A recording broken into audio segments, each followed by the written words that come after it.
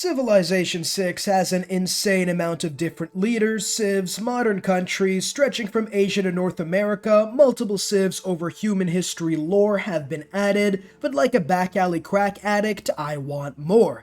I made a list of 10 civs that I think should be added to the game for one reason or another. Before someone comments I missed some obscure civ from the Jurassic era or something, my criteria for this list is they have to meet one of two reasons. A, they were instrumental for the development of human society or history, or B, they have a cool mechanic we can add. I'll give a quick rundown of their abilities and what they could be, and let me know down below what other civs you would add, or even changing any abilities I had, and if you enjoy, leave a like and subscribe to not miss out on future content, and let's get started. The first civ in no particular order is Morocco. Not a particularly big civ, but they add something we don't see in Civ 6 yet. A pirate trading empire. Now, I know that Norway has a coastal raiding ability, but we can build an entire civ around raiding coastlines and ruthlessly pillaging the local populace. Sounds fun. Morocco historically was a massive trade hub by being the gate of North Africa between Europe and Sub-Saharan Africa, and this gives us a unique opportunity to Yu-Gi-Oh! Fusion summon trading and pillaging to get this monstrosity.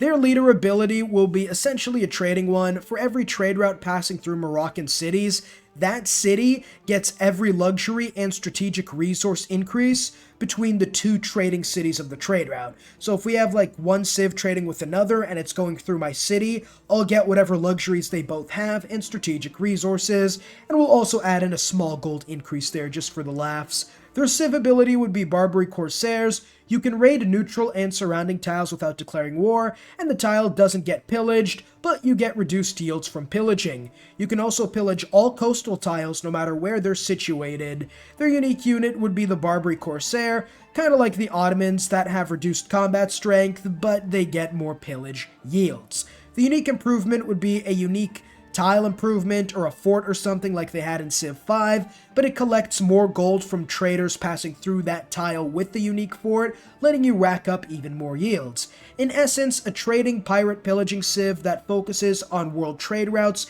and pillaging yields everywhere. Instead of building up an empire, they just steal it from everyone else. The Inuit did about as much in human history as everyone watching this video currently. But despite their most well-known trait being Canada's punching bag during the colonial era, they focused heavily on snow and tundra tiles. It would be great if we got a civ that thrived in these conditions, as currently, no one really can, although Canada comes close. Their leader ability would be every city on a snow tile gets a 25% boost to all yields. I'm talking about every yield, including food. Their civ ability would be can work unique luxuries and bonus resources. Arctic fish and seals would be added in the game that are only available to the Inuit, and they give 2 food, 2 production, 4 gold, and they're only found on snow tiles and coastal snow tiles. Their unique improvement would be the fishing hole, only on snow tiles, but it gives 2 food, 1 production, 1 gold, and more yields as the era increases. Their unique unit would essentially be an Okita that the Kree have, a unique strong scout replacement unit, I guess. I don't really know what their unique ability would be. Maybe they can harvest resources that are outside of their city's territory or something like that. But aside from that, that's pretty much all I have for the Inuit. They would thrive in the snow, getting extra yields and bonuses to settling snow tiles, giving them one of the most unique playstyles in the entire game. Number 8 is going to be the Hittites. They were literally the Roman Empire of the Bronze Age, as they absolutely dominated during their peak so hard, you'd think Wayne Gretzky was their leader. Russia declaring war on Ukraine has the world in an outcry. That was a regular Tuesday for the Hittites, alright? They also discovered iron quickly and were famous for strong chariots. Their leader ability would be fuck those guys over there in particular. Surprise wars give 5 combat strength for 10 turns, while if you do a Casus Belli, it gives you 1 movement speed along with the 5 combat strength. Units that require the iron resource get 3 extra combat strength. Their civ ability would be can see and work iron from the start of the game, and all iron tiles give an extra 2 iron per turn and 2 production per turn. Their unique unit is the Hittite Chariot. It's unlocked with bronze working, and it's a chariot that requires iron, 35 combat strength, 3 movement speed, and can use battering rams. Plus, it acts like a melee unit against spearmen, but not when accounting into oligarchy. Essentially, spearmen don't get the combat boost against them. They're already one of the worst unit lines in the entire game. Let's not try to make them somewhat situationally good now. Keep the spearmen down. The unique building is a barracks replacement that gives all iron units built in the city a free promotion. Encampment is available from the mining tech, so you can get the barracks out before you start your conquest. We're making the Hittites pretty much Thanos, and like a 17-year-old getting it on for the first time, it's not going to last long. The Hittites are the premier dominant ancient era civ, but literally have nothing afterwards. After iron becomes worthless, so do these abilities. But their early game lets them run through the world faster than Napoleon ran through Austria, so with a strong enough early game like the Huns in Civ 5, they should be able to take out a couple civs, and then snowball their lead from there. Like the Hittites, the Huns can be attributed to helping end the Roman Empire, and because of that they are focused on early game cavalry. Unless you're Mulan from China, then you're not going to be able to get down to business and defeat the Huns. Their leader ability is going to be all horse units get 3 extra combat strength. I know it isn't a PhD thesis level of creativity in that one, but at this point I'm just, they make horsemen go boom a little faster. Their civ ability is animal humpingry, is researched from the game's start, and horses provide extra food and production. Their horse archer is going to be a unique unit with 2 range, 25 ranged combat strength, and 4 movement speed.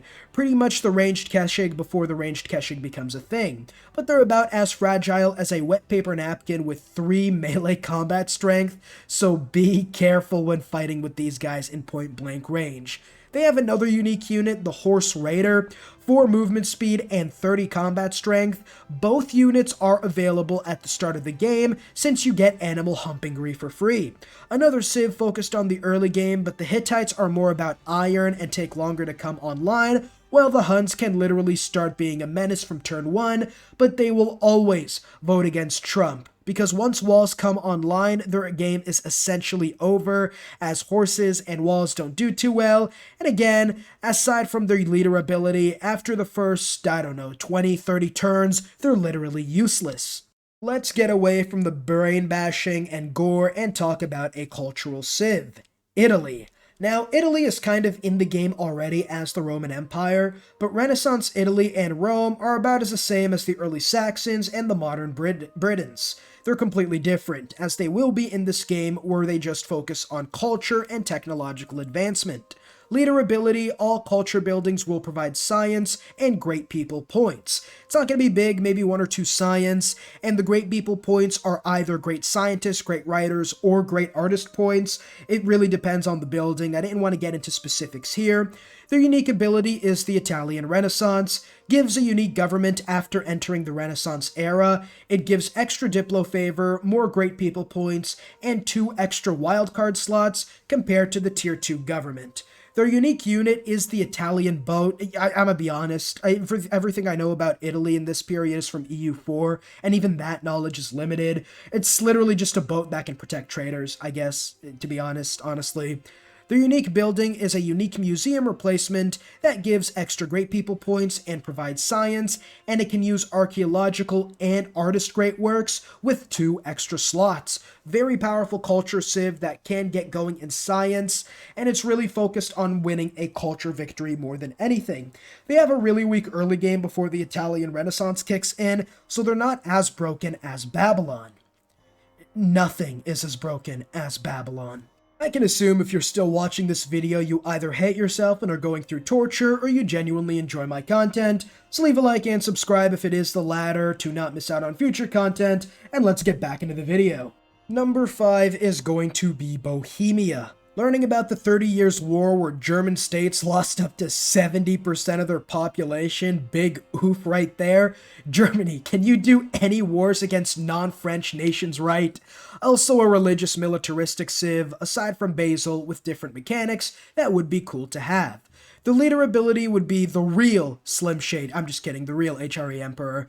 gives Bohemia 5 extra combat strength against civs following other religions, the majority of their cities following other religions, and unlocks a unique casus belli against other religions that give you no grievances, so you can declare war on civs following other religions for no grievances. Also unlocks a unique peace agreement that lets you force other civs, preventing them from building religious units for about 30 turns, let's say. Their unique ability, from the game start, you're going to get 1 great prophet point per turn and 1 faith per turn, gets unique religious alliances with civs following your religion, giving boosts in faith, cheaper religious units, and you also get an extra 5 combat strength against civs following other religions with this unique religious alliance. Their unique unit is the Hussite, I don't even know, a musketman replacement that's 50% cheaper and has 10 less combat strength, but it has 20 extra combat strength against civs following other religions. Their unique building is the temple replacement, gives extra faith and great general points. Unlike Basil, you want to declare war and convert other civs to your religion indirectly by preventing them from building religious units, letting you dominate the war before moving in with your religious units and enforcing your own religion. It's probably my favorite civ on this list, as I think it's probably the most creative. It's unique and really represents an underrepresented point in history. For Axis, I'm expecting the job offer any day, nothing less than a 7-figure salary. Austria right after Bohemia? Yes. We have less diplomatic civs and atomic bombs launched in world history. That might not age well now that I think about it, but Austria was, in all honesty, never a good military civ, let's be honest. I've never heard of any Austrian military accomplishments, completely honestly. They got ran through by the Ottomans until Poland had to interfere. Napoleon made them his actual bitch multiple times until the English were able to do something about it. And they were so useless in World War I that Mussolini's Italy would have been unironically better for the Central Powers at that point, and no, I'm not even making a joke at that last little bit. But they were a powerful empire because of their diplomacy, which we'll represent.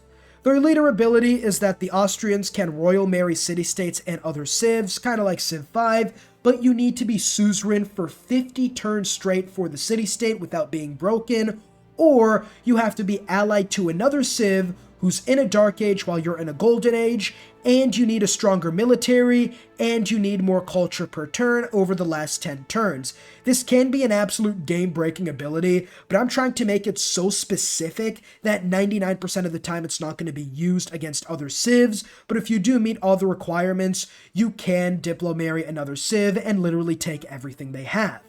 Their unique ability is that Austria gets 2 extra diplomatic favor per suzerain and ally, doubled when at war with a common foe. Again, focusing more on diplomacy, and while they're not the best at war, I feel like giving them something that would maybe help a little bit extra with diplomacy is fine.